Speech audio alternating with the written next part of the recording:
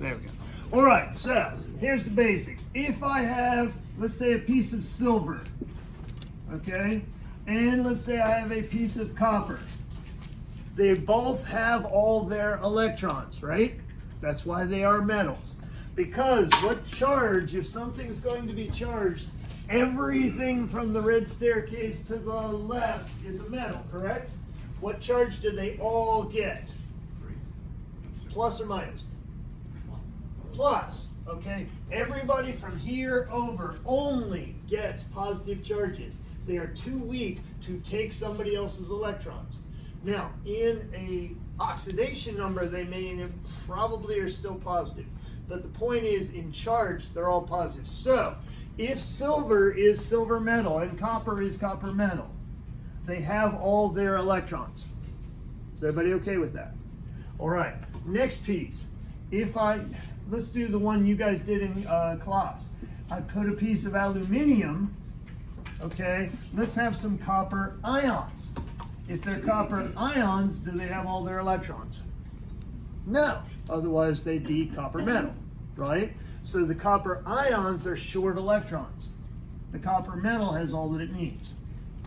Good? Okay. In that little demo you did, you put a piece of aluminum into some copper ions. Okay? Does aluminum have all of its electrons? The aluminum metal. Yes, it's a metal, it's neutral, therefore it has the electrons that it needs. Now, what happens? What happens to the aluminum? It gives away some of its electrons. Right? Okay? And conversely, the copper ions does what? It takes electrons. Okay, so everybody, and it turns into copper metal. This looks familiar, right? We did this already. All right, now here's the trick. Let's change that to aluminum. Well, no, let's leave it silver. All right, anyhow, so if I have some silver ions in here, right? Do they want electrons? Silver ions, do they want electrons? Yes, no? Yes, okay, very good. All right, now here's the trick. If we connect these two, like I showed you, I hate when you people do that to me. All right, we connect these two together with a wire, and we put in a salt bridge so that it can maintain its charge, right? What two possible reactions could occur? Silver ions want electrons. So where could the silver ions get some electrons? Copper ions? No, because copper ions have already given theirs away. Silver metal? No, because who's going to win, silver or silver? How about the copper metal? Yeah. So could the silver ions take electrons from the copper metal? Yes. All right.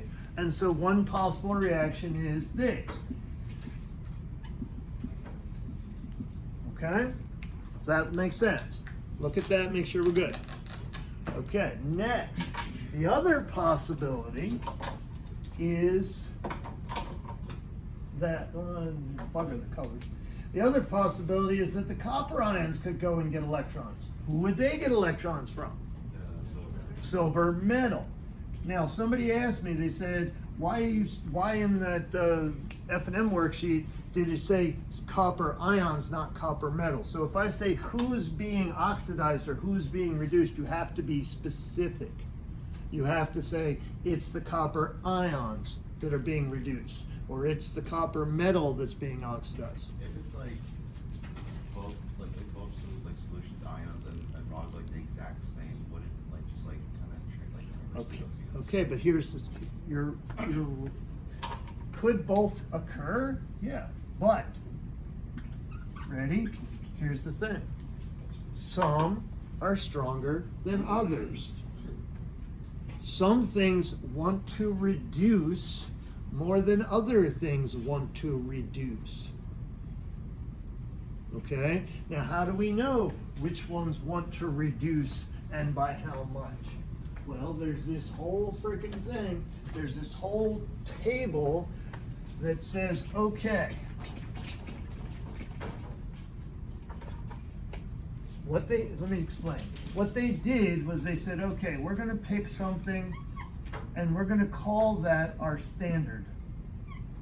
In this case, what they picked was they picked hydrogen gas and hydrogen ions as their standard. They used a piece of platinum that wouldn't react, and they bubbled hydrogen gas over that. And that's a little weird. The hydrogen could lose electrons to something, become hydrogen ions. The hydrogen ions could gain electrons and become hydrogen gas. Okay? And they said the pole for this to happen is 0.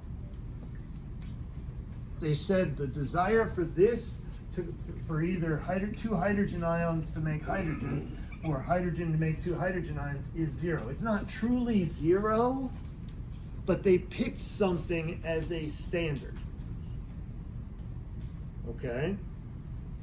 Now, that would be like saying, an example would be, okay, let's see who's the strongest in here. We'll use some measurement of strongest. Like I can push you, but you can't push me kind of thing, whatever, right? And I could say, okay, who's the strongest? Well, we could have everybody push everybody and see who wins, right? We can quantify that. We could say, okay, we're gonna pick somebody who's kind of in the middle. And we're gonna say that particular one is 0. And everything else is based on that. Okay? So they picked something, they said, this has a potential to occur, but we're going to call it 0. Okay? And then, if you look,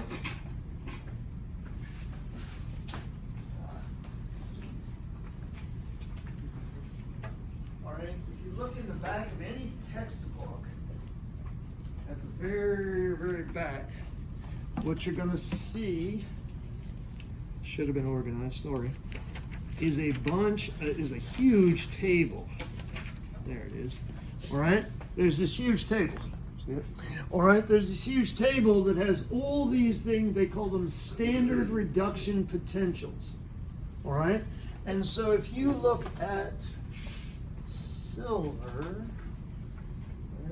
there you go. It'll say silver and an electron goes to silver, and over here it'll say 0.8 volts. Okay? There'll be another one where it says copper, 2 electrons going to copper, and 0.34 volts. Okay, so we got a bunch of stuff going on here. You ever heard of volts? Okay, here's how I want you to think about volts. Volts is how strongly we are pushing the electrons. Okay? It doesn't get into the amount of electrons flowing. It just gets into how strongly we're pushing them. Okay? Like if you have any device, like flashlight, it's got those little AA, AAA batteries. They're all the same. They have 1.5 volts.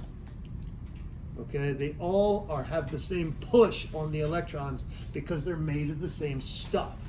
And we'll get a little more into that. I'm throwing a lot of pieces here. Okay, so think of it this way.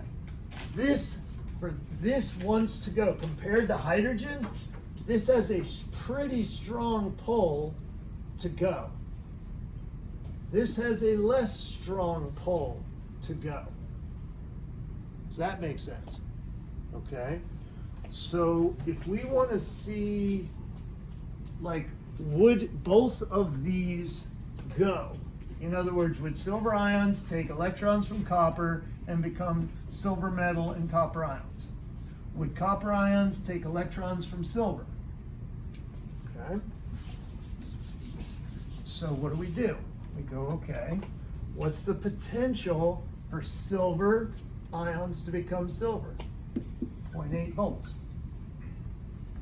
If we flip this one around, copper goes to copper 2 plus 2 electrons. If the potential for that to go is positive, what do you suppose the potential for this to go is? Negative 0.34 volts. Is that only thing that we did where it's like there's one reaction and you have to match it to the I forgot what it's called. Okay, well, let me see. I'll pull it in here in a minute. Okay, so will this go? Well, let's see. The potential for this to go is 0.8 volts. The potential for this to go is negative 0.34 volts. Does that give us a positive potential to go? Yes. So this one's gonna go by itself. If I put a piece, just like you did when I put, just don't. Okay, so this will go spontaneously. Remember we talked about spontaneous reactions? They go all by themselves, we don't have to do anything? Yeah. So to figure out if it's gonna go, you have to break it up into the two reactions and then look and see if it's positive, then that reaction will go. Perfect. Perfect. Or if it's even possible. So if it's negative, is it just not? Right, so if we look at this one down here, what's the potential for copper ions to go to copper? 0.34 volts. But what's the potential for silver to go to silver ions? What is it? Negative. Negative 0.8 volts. Silver doesn't like to give up its electron. So if we're looking at this system, the potential for copper to turn into copper is pretty freaking good, 0.34 volts. But the potential for silver to give up its electron is negative 0.0 volts, so we get a negative potential, so it won't go by itself. So this will happen. If we put some silver ions, in other words, if we put some silver ions in a beaker and we put a piece of copper in there, it's going to react just like you saw happen. But 1T, if I put some copper ions in here and put it in a piece of silver, nada. Nothing will happen. Yeah. Not even if you like have something like kind of start. Oh, if we hook, now, we'll get in another day or so, we'll say, what if we hook it up to a battery? Now that's a whole nother beast. Okay? I've wore my gold ring forever and ever, and then I started doing some climbing and stuff and figured out that it would rip your finger off if you got hung up in something. So I'm using this. But I had a gold ring for like 20 some odd years. And I did all kind of chemistry. And the gold ring was still gold. Why? Because the potential for gold ions, I don't remember, to turn into gold, I think it's a +3. I don't know, not sure of that. But the potential for this to go is really, really, really positive. So for my gold ring, which is already gold, to turn into gold ions, I can't remember the charge, would be really, really negative. So pretty much anything I dipped my gold ring into couldn't take the electrons off of it. Okay? True story, there's this guy named King Tutankhamun, all right, back in ancient Egypt, and he was buried, and years ago they found him. And they shined the light in on his tomb, and when they saw his sarcophagus, it was still beautiful gold. It had been there for, millennia, and it was still gold, because the gold didn't react.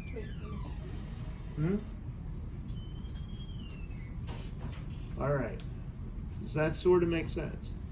So, if you think about it, so, give me 1 second. I don't have any of these memorized because I can look them up.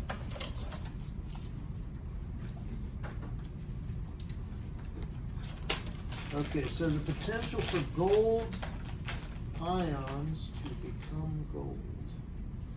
And it's +3. I was right, it was +3. All right. This is 1.5 volts. It's one of the highest ones on the whole freaking thing. It's very, very easy to get gold ions to turn into gold. They'll take electrons from bloody near everything. But for this to happen, it's a huge negative potential. So gold doesn't react. If you own silver, you know that silver can react with stuff because it'll tarnish. right? You'll get that little oxidized coat. Okay. So, like if we look at what you did, and we just put a piece of aluminum into a copper ion solution, well, the copper ions to copper, we said that potential was 0.34 volts. If we look up aluminum, there it is. Aluminum ions, three electrons going to aluminum, has a potential of negative 1.66 volts.